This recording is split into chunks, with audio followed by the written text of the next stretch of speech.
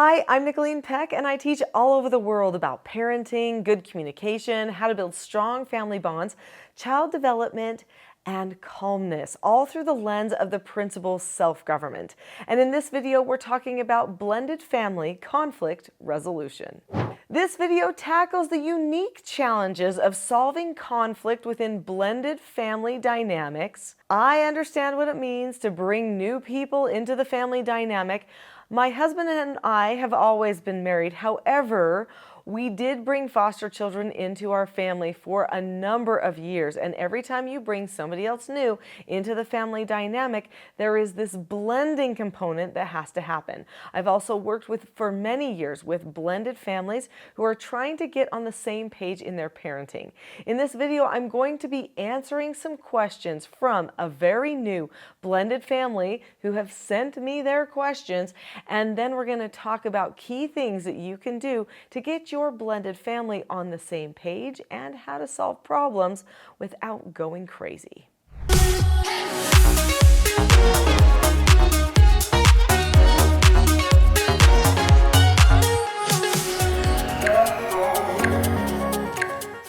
If you've already subscribed to this Teaching Self-Government channel, you know I have a lot of books that I talk about, but I just wanted to show you this. If you are working new on trying to blend as a family, there are resources for you. Let me tell you really quickly some key things that could be very beneficial for blending your family. Number one is roles. If you haven't read the roles book, you'll probably definitely want that, because when you've got husband and wife and children that also have other parents and they're going back and forth between other people, they might start to get a little bit confused about whose role is what, especially their own role in the family. Then there's Popular Parenting Methods, the second edition. You'll definitely want to read that so that you get on the same page in your parenting. You might have different backgrounds when it comes to parenting. This is going to be difficult to overcome if you can't talk about what all of those differences might be by just hashing out what are the different types of parenting. Like, do you spank? Have you spanked or not? Is that okay or not? You need to have those types of conversations. This book will help you with that. This book here, Parenting a House United, is the main book for teaching self-government, and this is going to help you learn the skills and principles that you need to be more proactive in your parenting so that you're not having as many of those fights. We'll talk about some of the key things out of this book in just a moment. I also have a set of books to help the children learn some skills of self-government that they may need. Skills like how to follow instructions, accept no answers and criticism, accept consequences, and disagreeing appropriately. And also, there are some journals and problem-solving exercises that you can utilize to help your family. So this book here is the Couples Meeting Journal. Having regular couples meetings with each other will help you stay on the same page. There's also mentor meetings where you help the children develop behavioral goals as well as personal, academic, social goals, and things they're going to need to survive with these new siblings and new parents in their life. And then this book here, the family meeting. We're going to talk more about this book in a moment, but getting your family on the same page by having regular family meetings is going to help you solve some of those conflicts before they ever even start. And then this book, SOTA's exercises. If your children are over age 5, you can start doing SOTA's exercises with them to help them develop the prefrontal cortex and learn how to solve problems in the group. All right, let's get started with some questions, real questions from blended families wanting to know how they solve some of the things going on in their lives. Here is a real question from a mother in a blended family. Now, all of their children are like ages 8 and up, I believe, if I remember correctly. So this is what she says. Our kids all have basically nothing in common with each other. I mean, like they go see movies and eat food, and other than that, not a whole lot in common. Okay, so we got to talk about what to do if they don't have things in common. Then she goes on to say, we have a conversation every Sunday morning where his kids don't want to go to church. My kids know it's just a family expectation. His ex-wife is no longer a part of our church and is telling the kids they get to choose if they come to church, or else dad is just forcing you and controlling you. I'm so tired of it, and it's affecting my kids now too. What steps can I or we take to establish new patterns and expectations without pushing his kids away? So they're struggling because the parents have standards, expectations, a type of culture that they want to live, but the ex-wife of the husband is turning the children against the father and the new family while they're even in the home. This can be some of the most frustrating type of behavior because you feel like, no, you're at my house, let me teach you now. But what is happening at those other houses starts to come in to your home, even though you're trying to make a new start for yourselves. So let's start first by talking about what to do when the children don't have things in common. And then let's talk about what we can do to solve some of these problems of them not wanting to be part of the culture that you're creating in this new blended family. So what do we do when these new children that have just been put together in a family, whether they liked it or not, don't actually have a lot in common? They don't get along very well with each other. They're struggling to live in the same house with each other. So in this book, Parenting a House United, there are a lot of different principles and skills, structural elements for getting a family to be able to exist on the same page. Whether you're just bringing them in new today, or whether you've been living together for a while and still not feeling like you've got that unity in place. So the title is Parenting a House United. Now, one thing that we talk about in this book is how to do family meetings. So I'd like to take some time and discuss family meetings and what that means, how to have effective family meetings.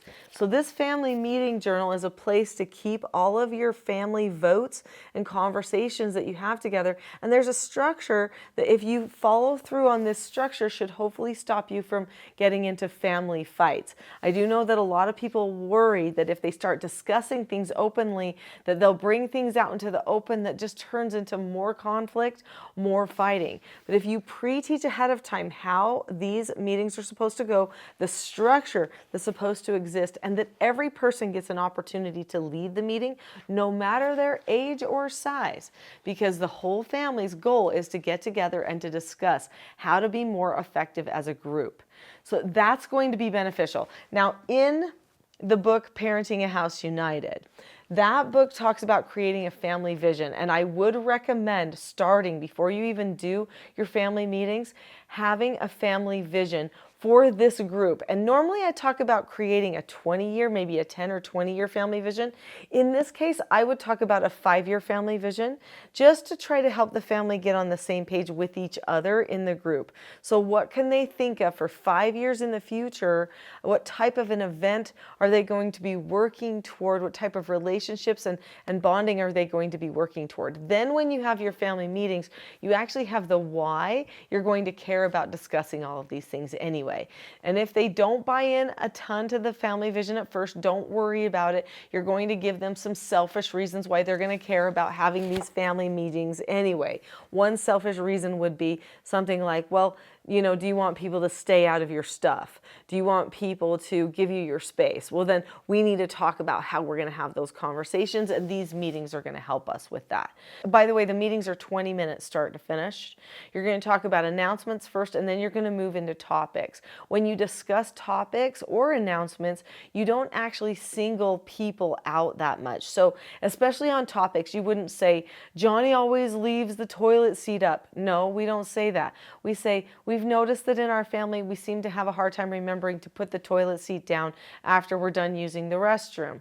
So then we talk about what do we propose, what can we do about that? People are going to come up with different proposals for negative consequences, positive consequences. We might talk about some of our self-government skills that we're learning. I don't have time to teach those in this video, but I have lots of other videos about skills and skill development that you can use. But we might be talking about how it's just an instruction to put the seat down afterward, and if not, we need to correct that. Well, we might come up with a negative consequence that the family can all buy into so that everyone can remember to put the seat down. Does Johnny know he's the only one that doesn't put the seat down? Probably. But we don't need to single him out because it's not about telling who did something wrong. It's about working together as a group to solve a problem. But there's other things you can discuss in this meeting.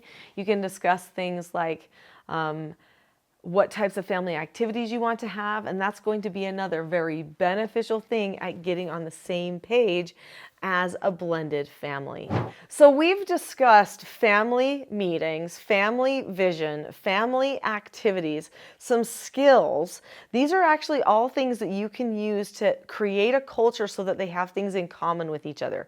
They may not all like the same hobbies, crafts, sports, those types of things, and that's okay.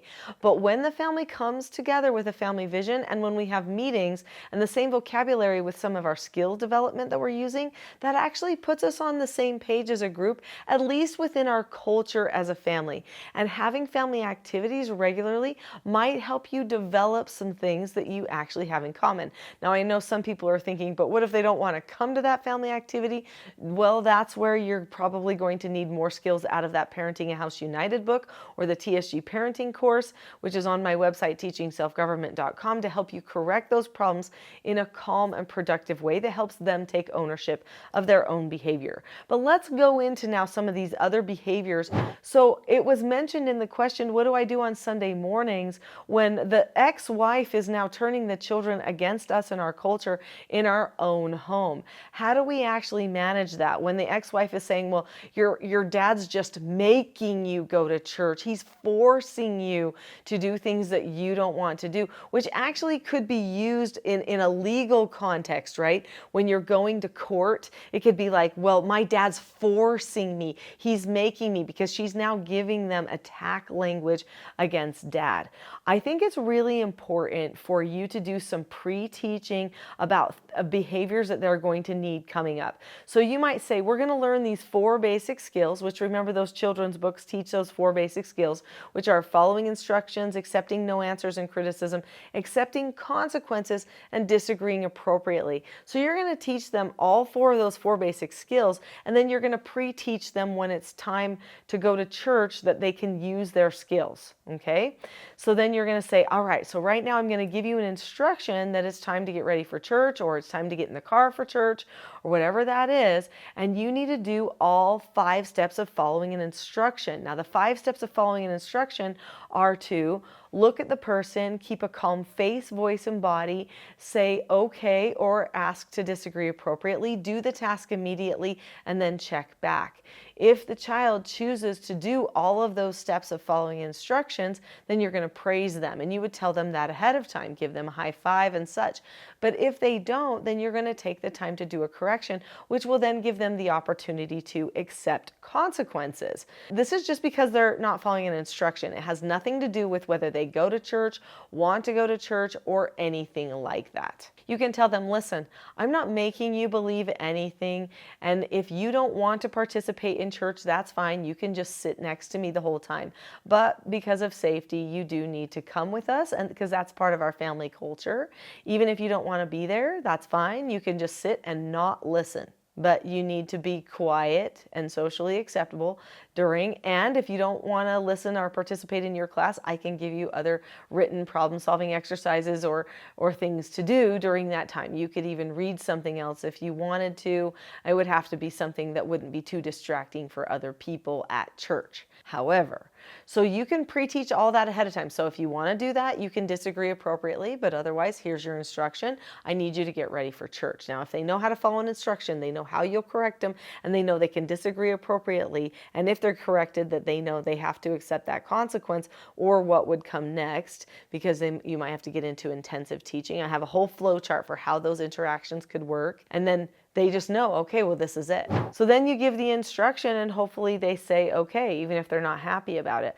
But if they say, well, can I disagree appropriately? You're going to say yes. You might let them go through that type of skill, using their disagree appropriately skill. They might say, I understand you want me to go to church because you want me to follow this instruction, but I don't want to follow the instruction. I feel like you're making me. You shouldn't be making me do stuff. And then you can say, you're right. I would never make you believe anything at church. That's up to you. You need to decide. And I hope that no one would ever make you not believe either, because that's a type of a belief. Okay? So you can either believe in God or not believe in God. Either way is beliefs, okay? You get to choose. Don't let me or your mother convince you otherwise. But you do need to follow instructions for your safety, and you can disagree appropriately about that and just sit next to me in my class, and you can, read something else. You can draw something during the time. You do need to be there because it's not safe for us to leave you home. And so that's how we're going to handle it. And so you just talk about following instructions. This isn't about church and whether you believe or not. This isn't about whether I think you need church or not. This is about our culture as a family. We go to church on Sundays for this 1 hour or these 2 hours or however long you go. And then you say, and during that time, you just need to be with us. You don't have to believe a thing. I would never force that on you. But I do know that as a parent, it's okay for me to give you instructions and expect for you to follow through. And if not, to do a correction. So I don't have time to go into corrections in this video. There's plenty of other videos that go into corrections of negative behaviors and go into more details about a lot of those skills that I'm talking about. I highly recommend that you watch for your next video, a video called The Not So Known Secret for Parenting Success. Click on the link to that video next. I'll see you there.